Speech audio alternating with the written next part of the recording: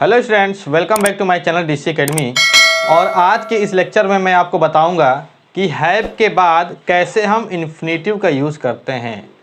कहने का मतलब है इन्फिनेटिव वर्ब का यूज़ कैसे करते हैं। देखिए, ये यूज़ बहुत ही इंपॉर्टेंट होगा आपके लिए। ये हमारे प्रैक्टिकल लाइफ में, स्पोकन लाइफ में, स्पोकन लैंग्वेज में, स्पोकन इंग्लिश में, हम कुछ भी कह लें वहाँ पर ये बहुत ज़्यादा यूज़ होने वाला एक इंग्लिश ग्रामर का एक टॉपिक है। ठीक है स्टूडेंट्स, तो आइए ज़्यादा समय लेते हुए आइए हम बात करते हैं कि किस प्रकार से हमें हैज़ टू, हैव टू और हैड टू का यूज़ करना होता है।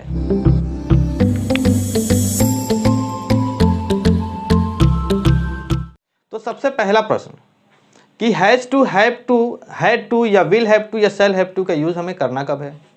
तो देखिए, जब हमें कोई सेंटेंस मजबूरी में बोलना पड़े या कोई बाध्यता हो या कोई हमारा इंटेंशन हो, इसको प्रकट करने के लिए जिन सेंटेंस का हम यूज़ करते हैं, जिन सेंटेंस को हम बोलते हैं, वैसे सेंटेंस को बनाने के लिए, इस प्रकार के सेंटेंस को बनाने के लिए हमें has to, have to, had to या विल हैव टू या शैल हैव टू की आवश्यकता पड़ती है। तो कैसे हम पहचान करेंगे? तो भाई देखिए, ऐसे वाक्यों के क्रिया के साथ क्या होता है, पढ़ता था या पढ़ता था, पढ़ता है, पढ़ता था या फिर पढ़ा या फिर पढ़ेगा, ये शब्द आएंगे। अगर ये शब्द नहीं आते हैं तो ना, नी, ने भी आ सकते हैं। अब मजबूरी में जैसे कोई सेंटेंस बोलना है, जैसे कि मान लीजिए कि कोई मेरा दोस्त मेरे घर आया, कहा कि चलो मार्केट चलते हैं, चला घूमने चलना है या शॉपिंग मॉल चलना है। अब हमारे पास कोई काम है, हमारे पास कोई मजबूरी है, तो हम उसमें कहते हैं कि यार देखो ऐसा है, मैं नहीं जा पाऊँगा, मुझे अपनी मम्मी को लेकर डॉक्टर पास जाना है। ठीक, तो डॉक्टर पास जाना है, ये आपकी एक मजबूरी है। तो अपने दोस्त को अपनी मजबूरी को समझाते हैं। तो उस समय जो आपने बोला कि मुझे अपनी माँ को डॉक्टर पास लेके जाना है, तो ये सेंटेंस जो है, जब इनको हम इंग्लिश में ट्रांसलेट करेंगे तो यहाँ पर has to, have to, had to या विल हैव टू या शैल हैव टू का यूज़ करना होगा। अब जैसे कि मान लीजिए एक सेंटेंस में लिखा है कि मुझे अपने मित्र की सहायता करनी है। अब मुझे अपने मित्र की सहायता करनी, ये मेरा इंटेंशन है, मेरा ये इरादा है। मुझे अच्छे अंक पाने के लिए कड़ी मेहनत करनी है, ये मेरा इरादा है। तो इरादा प्रकट करने के लिए भी हम has to, have to, had to या विल हैव टू या शैल हैव टू का यूज़ करते हैं। ठीक, अब मुझे अपने दोस्त की सहायता करनी ही, ये एक दिन की बात होगी कि मुझे अभी करनी है। लेकिन अगर ये कहा जाए कि मुझे अपने दोस्त की सहायता करनी पड़ती है, तो ये बात हमेशा के लिए हो गया कि हमेशा मुझे अपने दोस्त की सहायता करनी पड़ती है। लेकिन सेंटेंस दोनों एक ही जैसे बनेंगे। जब इंग्लिश में ट्रांसलेट करेंगे तो दोनों का ट्रांसलेट एक ही होगा। तो हम क्या करते हैं, सब्जेक्ट के अनुसार प्रेजेंट टेंस होने पर हैज, हैव, पास्ट टेंस होने पर हैड और फ्यूचर टेंस होने पर विल हैव या फिर शैल हैव का यूज़ कर लेते हैं। ठीक, अब आइए देखते हैं कुछ एग्जाम्पल के माध्यम से। सबसे पहले हम इसके अफर्मेटिव के रूल को समझेंगे कि अफर्मेटिव कैसे यूज होता है, क्योंकि नेगेटिव का जो यूज होता है थोड़ा सा डिफरेंट होता है, वहाँ पर ज़्यादा ध्यान देना होता है। तो पहले आइए देखते हैं अफर्मेटिव को। मुझे अपने मित्र की सहायता करनी पड़ती है, तो क्या बनाएंगे, आई के साथ हैव होगा, क्योंकि आई के साथ हैव ही यूज होता है, या पता होना चाहिए। सिंगुलर के साथ हैज, प्लूरल के साथ हैव, लेकिन यहाँ आई के साथ हैव यूज होता है। तो I have to help my friend. सफलता पाने के लिए कठिन परिश्रम करना पड़ता है। तो कठिन परिश्रम करना पड़ता है, तो कौन कठिन परिश्रम करता है, कोई व्यक्ति।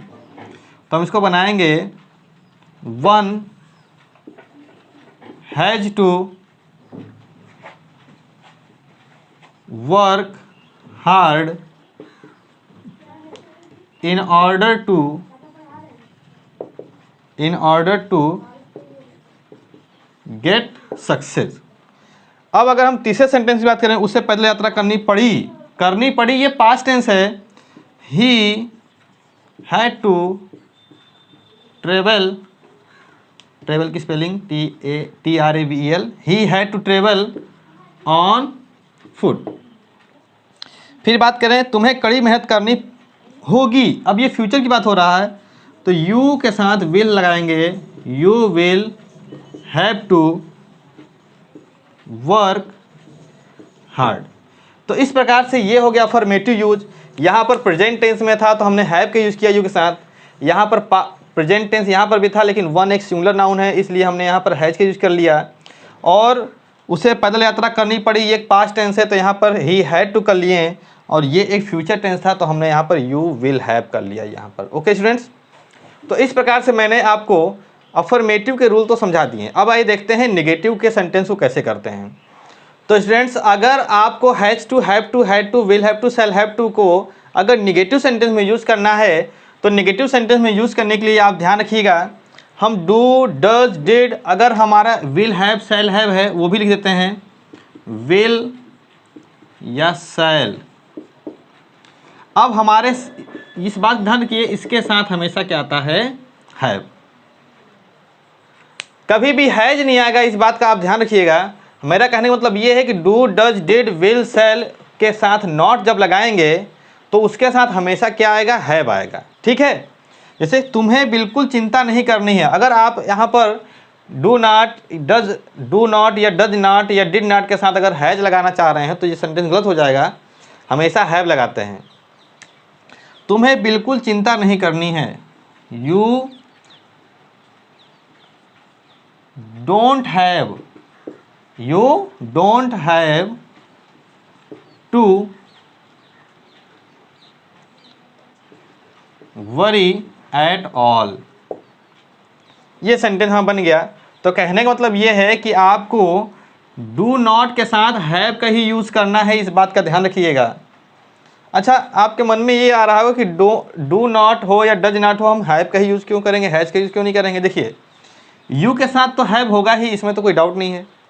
अब जैसे ही कोई सिंगुलर आ जाएगा, जैसे कि तुम्हें जुर्माना नहीं देना पड़ेगा, ये तो फ्यूचर का हो गया सेंटेंस। जैसे ये हो जाए कि तुम्हें जुर्माना नहीं, जैसे लिखा हो उसे जुर्माना नहीं देना है या नहीं देना पड़ता है, तो इस सेंटेंस को जब बनाएंगे उसे के लिए हम लिखेंगे ही डज नॉट, हम लिख देते हैं, या डजंट लिख सकते हैं, ही डज नॉट। अब ये बताइए, अगर यहाँ पर हैज लिखेंगे तो हैज जो होता है ये हैव का ये एस या एस फॉर्म होता है। एक्चुअली हैव जो है वर्ब की फर्स्ट फॉर्म है और इसकी एस या एस फॉर्म हैज होती है, तो एस या एस ऑलरेडी आप यहाँ पर लगा चुके हैं, इसलिए नहीं लगेगा। इसलिए मैंने कहा कि हमेशा हमको हैव ही लगाना है, चाहे डू नॉट हो या डज नॉट हो या डिड नॉट हो, उससे कोई टेंशन नहीं है, उसके साथ आपको हैव ही यूज़ करना है। तो he does not have a fine हो जाएगा, उसे जुर्माना नहीं देना पड़ता है, तो he does not have to pay fine, ये सेंटेंस बन जाएगा। मुझे वहाँ नहीं जाना पड़ा, तो मुझे तो आई डिड नॉट या डिडंट, फिर लगेगा हैव। आपको यहाँ पर हैड लगाने की जरूरत नहीं है, क्योंकि हैड वर्ब की थर्ड फॉर्म कह सकते हैं या वर्ब की second form past participle form होती है। तो डिड के साथ तो हमेशा वर्ब की फर्स्ट फॉर्म लगती है स्टूडेंट्स, तो हम वहाँ पर जो है हैड का यूज नहीं करेंगे। I did not have to go there, कि उसे वहाँ नहीं जाना पड़ेगा, तो क्या बनेगा, you will not have to go there. तो इस प्रकार से आपको नेगेटिव सेंटेंस भी समझ में आ गया, अफर्मेटिव सेंटेंस भी आ गया। अगर इंट्रोगेटिव सेंटेंस आता है तो हम हेल्पिंग वर्ब को आगे कर लेते हैं, तो उसमें कोई बहुत बड़ी बात नहीं है। हमें जो बताना था वो यही बताना था कि अफर्मेटिव सेंटेंस और नेगेटिव सेंटेंस में has to, have to, had to, will have to या फिर शैल हैव टू का यूज़ कैसे करते हैं, किन परिस्थितियों में करते हैं। तो मैं उम्मीद करता हूँ कि आपको ये बात समझ में आ गई है कि हम हैज टू, हैव टू और हैड टू या विल हैव टू या शैल हैव टू का यूज़ किन परिस्थितियों में करते हैं। तो आइए स्टूडेंट्स, कुछ सेंटेंस हैं जिनको हम करते हैं और आप भी करने की कोशिश कीजिए। जैसे कि पहला सेंटेंस है, मुझे अतिरिक्त कक्षाएं लेनी पड़ेंगी। तो मुझे अतिरिक्त कक्षाएं लेनी पड़ेंगी, ये देखिए ये सेंटेंस फ्यूचर का है, तो बनेगा आई।